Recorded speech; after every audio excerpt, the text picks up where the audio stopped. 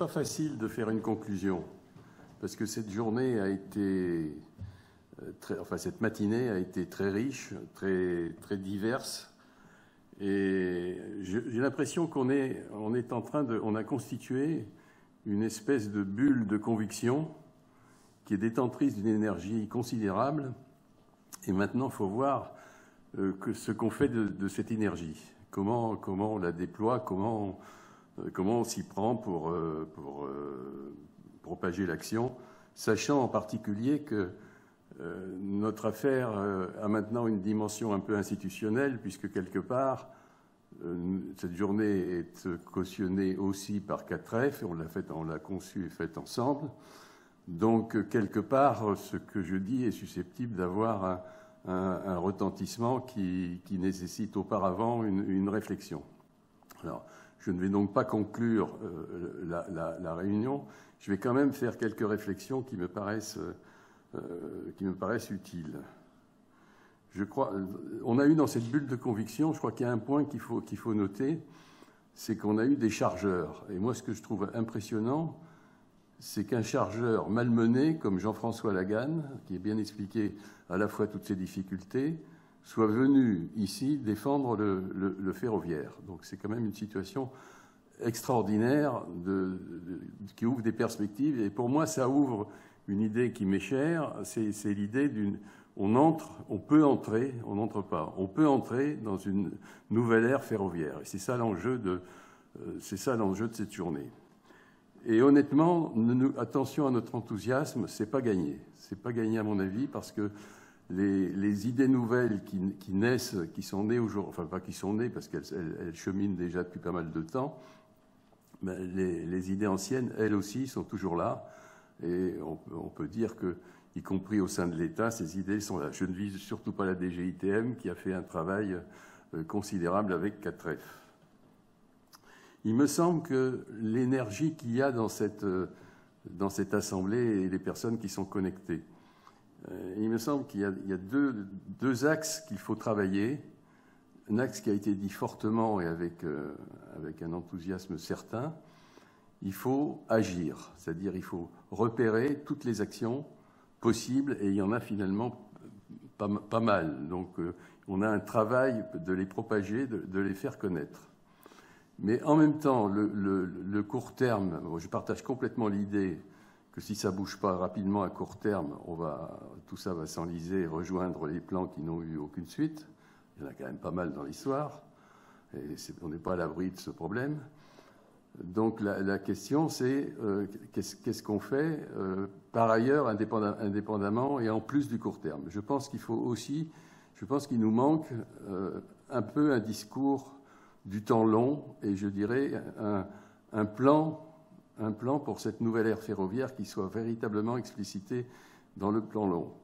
J'étais un peu étonné que la question écologique était relativement peu présente et du climat était relativement peu présente dans le discours du ministre. Je crois qu'il faut absolument qu'on voit bien que le fret ferroviaire, on joue dans la carte du doublement une carte considérable qui n'est pas gagnée du tout et qui implique en particulier la montée en puissance de la crédibilité auprès des chargeurs, ce qui ne va pas forcément de soi.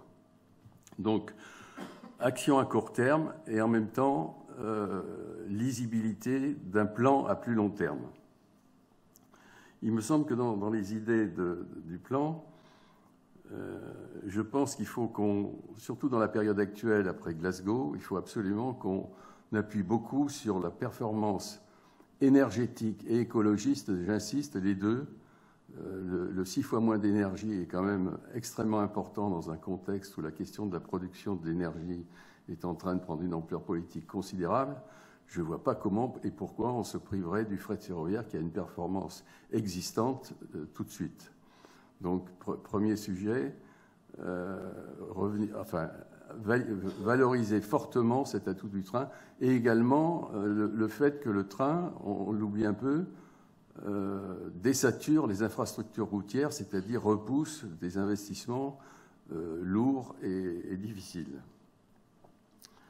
La deuxième question pour moi qui est fondamentale et dont on vient de discuter beaucoup, je ne la développerai pas, mais c'est un peu fondateur de l'activité, de l'origine d'Objectif OFP, c'est toute la question de l'ancrage territorial du fret ferroviaire. Ça, c'est étonnant. Je suis en train de me dire que finalement, modernité, on le confond dans le système, dans les anciennes pensées, modernité égale vitesse. Donc ça ne va pas vite, donc ce n'est pas moderne. Je pense que la question de la proximité et la question de l'ancrage territorial est une question complètement stratégique et qui commence à pas grand-chose. Le président Chevet, tout à l'heure, l'a dit, tout simplement faire une carte. Vous vous rendez compte le coût de fabriquer une carte qui donne la cartographie ferroviaire d'une région et qui la diffuse. Ça n'existe plus, donc tellement ça a été abandonné. J'ai appris aussi, ça m'a un peu étonné, que j'ai beaucoup apprécié les travaux de Jean-Philippe Delmont, au sein de TLF, qui est membre d'Objectif OFP, mais j'ai découvert que dans beaucoup de formations logistiques, on ne parle plus du fret ferroviaire.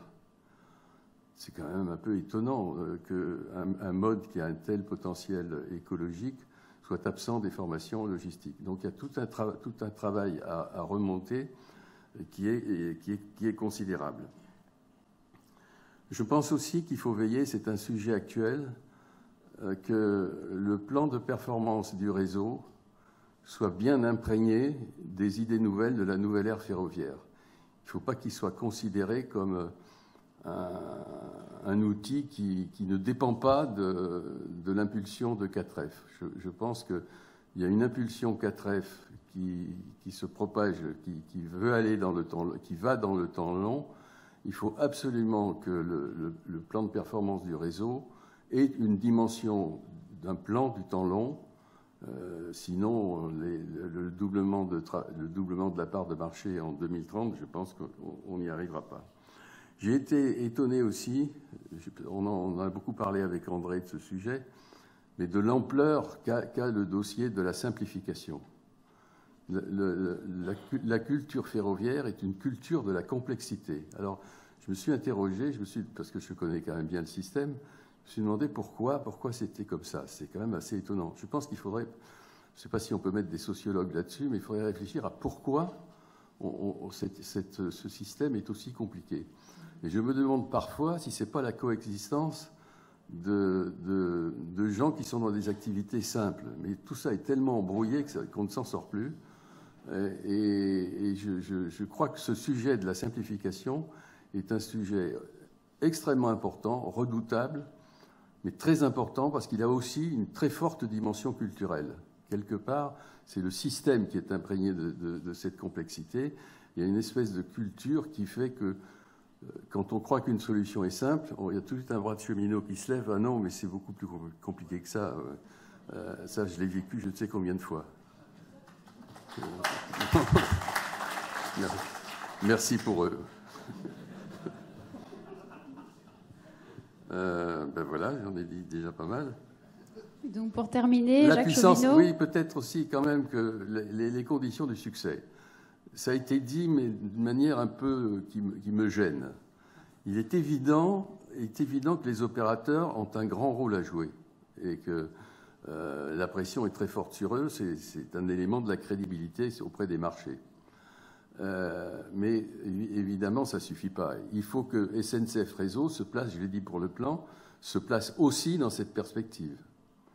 Et il ne faudrait surtout pas que l'État en arrive à l'idée que ça y est, maintenant, il a fait un plan qui est tout à fait, enfin, un plan d'action qui est tout à fait intéressant, mais que ça y est, la carte est jouée. Maintenant, à vous de jouer les ferroviaires. Moi, j'ai fait mon boulot. Non, la nouvelle ère ferroviaire, c'est un aspect du changement de société après lequel on court à l'heure actuelle, qui est une difficulté très grande en France. Comment passer dans le monde du futur?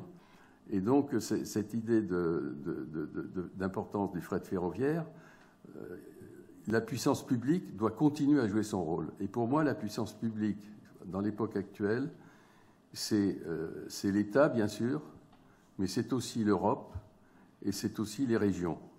En faisant très attention à propos des régions, je pense que pour elles, il y a un piège dans lequel dont il faut se prémunir, c'est que, évidemment, prise de responsabilité égale aussi un droit à avoir des ressources en conséquence.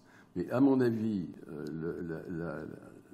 l'ancrage territorial, de la même manière d'ailleurs que l'interland des ports, est un sujet stratégique majeur. On va retravailler sur ces questions avec André et puis avec Catref pour refaire des conclusions un peu moins brouillonnes et un peu plus achevées qui soient un support pour l'action. Voilà. Je voudrais quand même terminer avec un élément qui me paraît extrêmement important. Je pense que vous allez être d'accord. C'est notre 11e journée Objectif OFP et c'est le 11e sans faute de André Thinière qui fait un boulot absolument phénoménal. Voilà. Et